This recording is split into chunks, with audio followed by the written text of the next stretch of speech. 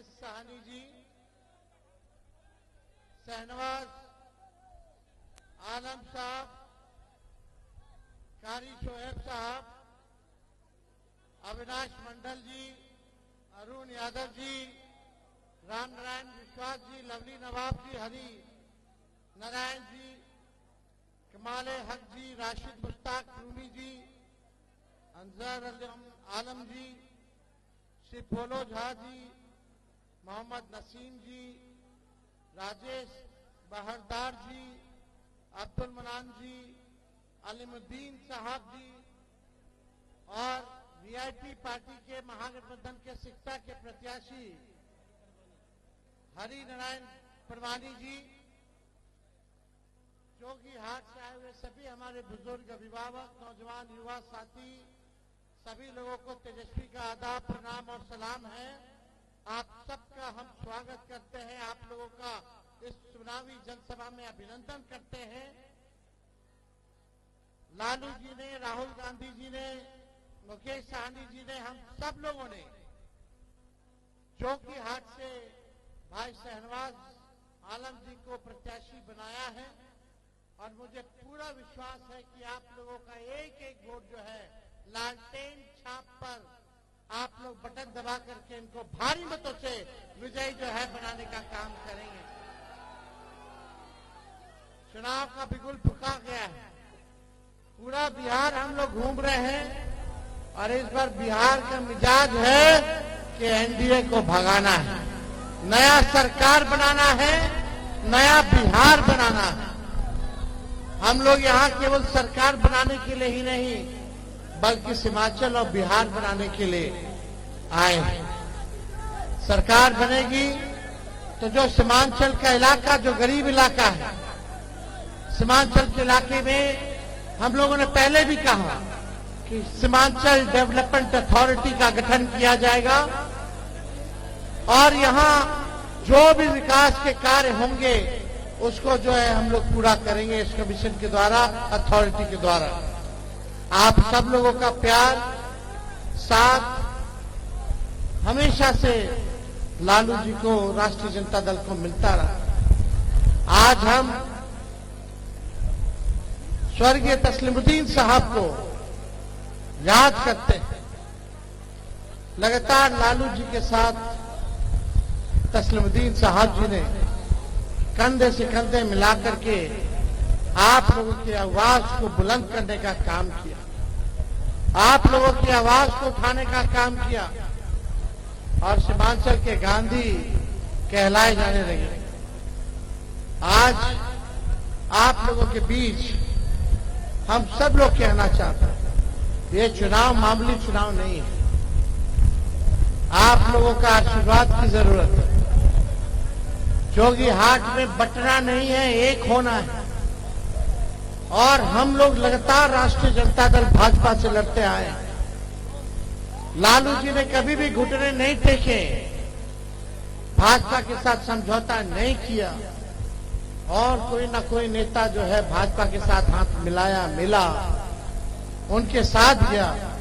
लेकिन आज तक चाहे विपक्ष में ही क्यों ना रहना पड़े, विचारधारा की लड़ाई क्यों ना लड़ना पड़े, हम लोग लड़ाई लड़ रहे, झुके नहीं है कभी, ना आगे कभी झुकेंगे।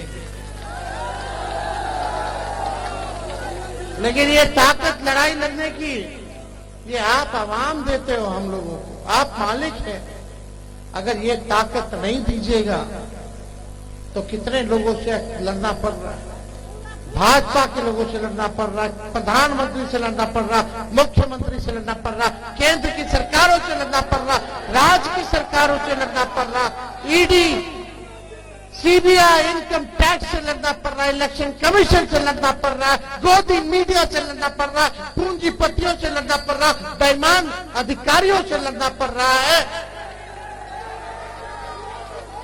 भाजपा की ए टीम, बी टीम से लड़ना पड़ रहा है।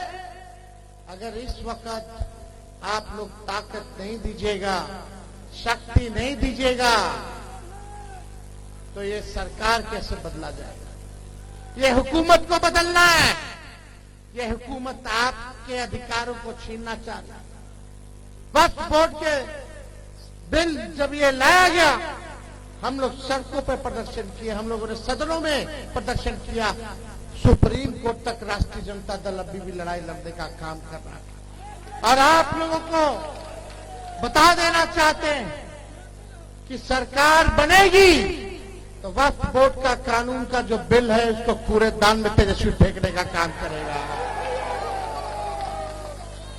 और तेजस्वी जब मुख्यमंत्री बनेगा तो बेरोजगारी से लड़ाई लड़ेगा। जब तेजस्वी मुख्यमंत्री बनेगा तो पूरे बिहार के 14 करोड़ को सीएम बनाने का काम करेगा। यानी सीएम मतलब चिंता मुक्त, चिंता मुक्त बनाया जाएगा। आज लाचारी है, गरीबी है, बेरोजगारी है, पलायन है, अच्छी शिक्षा नहीं है, चिकित्सा नहीं है, दवा नहीं है। अस्पताल चले जाओ तो डॉक्टर बोलता है रेफर रेफर रेफर। अच्छा कहीं पढ़ाई नहीं, कॉलेज नहीं, लोग बाहर जाते हैं, कमाने बाहर जा रहे हैं। तेजस्वी का एक ही सपना है कि बिहार को बनाना है, बिहार को नंबर 1 बनाना है। कोई बिहारी हमारा बाहर ना जाए, शिक्षा के लिए, चिकित्सा के लिए, पढ़ाई के लिए, दवाई के लिए, कमाई के लिए। यही कारखाना खोलना, यही फैक्ट्री लगाना, यही सब कुछ करना है। और तेजस्वी आज तय करके जा रहा है, हमने घोषणा भी की है। हमने भले ही तेजस्वी की उम्र कच्ची है पर जुबान पक्की है। हमने जो कहा किया, जो कह रहे हैं वो करेंगे। 5 लाख नौकरियां दी 17 महीने में। और किसी राज्य के मुख्यमंत्री ने या नेताओं ने अगर दिया हो 17 महीने में 5 लाख नौकरी, तो आप हमको बताइए। ये 20 साल से ये लोग राज कर रहे हैं। 11 साल से नरेंद्र मोदी प्रधानमंत्री। मोदी जी फैक्ट्री लगाएंगे गुजरात में, अब विक्ट्री चाहिए बिहार में, ये होने वाला नहीं है। ठहरा हुआ पानी, एक जगह ठहरा हुआ पानी भी कुछ दिनों तक रह जाता है तो सड़ने लगता है, सड़ जाता है। ये तो 20 साल पुरानी सरकार है। क्या हुआ? क्या मिला आपके बाल बच्चों को? क्या अच्छी तालीम मिल रही है? क्या मिल रहा? वही ये भाजपा के लोग क्या क्या कह रहे, घुसपैठिया घुसपैठिया किसको बोल रहे? क्या कर रहे थे एसआईआर ला करके? क्या किया जा रहा था? ये वोट छोड़ लो। इसलिए आपकी लड़ाई हम लोग लड़ रहे हैं। आप ताकत दीजिए। अब तेजस्वी ने जो कहा किया, नौकरियां दी, और आज हम क्या जा रहे हैं? 14 नवंबर को रिजल्ट आएगा, सरकार बनेगी। 20 दिनों के अंदर कानून बनाया जाएगा। ये कानून क्या होगा? जिस परिवार के पास सरकारी नौकरी नहीं है उस परिवार को एक सरकारी नौकरी तेजस्वी दिलाने का काम करेगा। किन परिवारों के पास सरकारी नौकरी नहीं है, जरा हाथ उठाना। होना चाहिए कि नहीं होना चाहिए? और ये बेईमान सरकार, नकलची सरकार, तेजस्वी ने बोला पेंशन बढ़ाएंगे 1500, तो हर बढ़ा करके इलेक्शन को देखते हुए 1100 किया। 20 साल तक इनको याद नहीं आया। हमने बोला 200 यूनिट फ्री में देंगे, तो ये सरकार भी कहती है 100 यूनिट फ्री में बिजली देंगे। हम माई बहन मान योजना लाए। हमने बोला कि 2500 रुपया, चाहे कोई गरीब बहन हो, घर में कितनी भी गरीब बहनें हो, माताएं हो, सबके खाते में महीना 2500 रुपया तेजस्वी डालेगा।